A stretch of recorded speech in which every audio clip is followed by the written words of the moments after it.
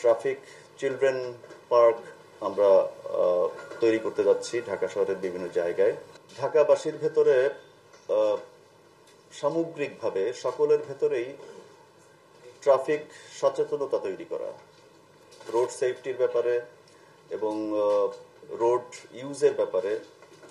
এবং ট্রাফিক আইনের ব্যাপারে সর্বস্তরের সচেতনতা তৈরি করা, সেটি কিন্তু বিভিন্ন জায়গায় মডেল হিসেবে করে যাচ্ছে। আমরা ইতিমধ্যে দেখেছি যে জাপান সরকার সেই 1960-এর দশক থেকে এই কাজগুলি শুরু করেছিল এবং আমাদের যে সকল ট্রাফিক বিভাগের যে সকল সদস্য ইতিমধ্যে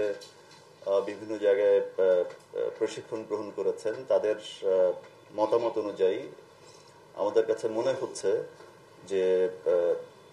জনসচেতনতা তৈরির ক্ষেত্রে আমরা একেবারে শিশু বয়স থেকে আমরা শুরু করতে যাচ্ছি। ইতিমধ্যে আপনারা দেখেছেন যে আমরা বেশ কয়েক বছর ধরেই বিভিন্ন স্কুল কলেজে, বিভিন্ন কিন্ডারগার্টেন অথবা প্রাথমিক বিদ্যালয়গুলোতেও আমরা এই শিশুদের ভেতরে, ছাত্র ছাত্রীদের ভেতরে জনসচেতনতা তৈরির কাজ আমরা করে যাচ্ছি এবং সেটির অংশ হিসেবেই আমরা ভবিষ্যতে যেন শিশুরা যেন একদম ছোটবেলা থেকেই ট্রাফিক আইন মানা এবং রাস্তায় কিভাবে চলতে হবে এই বিষয়গুলোর উপরে হাতে কলমে প্রশিক্ষণ গ্রহণ করতে পারে ছোটবেলা থেকে। এই জন্যই আমরা অদূর ভবিষ্যতে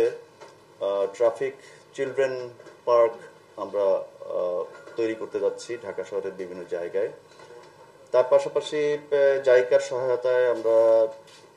ডেটা অ্যানালিসিসের ক্ষেত্রে, বিশেষ করে ট্রাফিক কনজেশন কোথায় হচ্ছে বা অ্যাক্সিডেন্ট কোন অঞ্চলে বেশি ঘটছে, এই হটস্পটগুলো নির্ধারণের ক্ষেত্রে আমরা বিভিন্ন ধরনের সফটওয়্যার ব্যবহার করে ডেটা কালেকশন করে সেটাই অ্যানালিসিস করে পরবর্তীতে এটির সমাধান কোথায় সে বিষয়ে আমরা গুরুত্ব আরোপ করছি। তো গত কিছুদিন আগে আমাদের ঢাকা মেট্রোপলিটন পুলিশের 13 জন পুলিশ ট্রাফিক সদস্য জাপানে প্রশিক্ষণ গ্রহণ করে এসেছে এবং আমাদের কাছে যেটি মনে হয়েছে তারা সেই 1960-এর দশক থেকেই কিন্তু শিশু বয়স থেকেই সুনাগরিক হিসেবে গড়ে তোলার জন্য যে সকল জিনিসপত্র প্রয়োজন সেগুলি তারা ওই সময় শুরু করেছে। তো আমরা দেরি হলেও আমরা এখন মনে করছি যে এই যে শিশু বয়স থেকে যে সুনাগরিকের যে বৈশিষ্ট্য সমূহ সেইগুলো কিভাবে ছোট বাচ্চাদের ভেতরে প্রবেশ করানো যায় সেই উদ্যোগগুলো আমরা এখন থেকেই গ্রহণ করছি।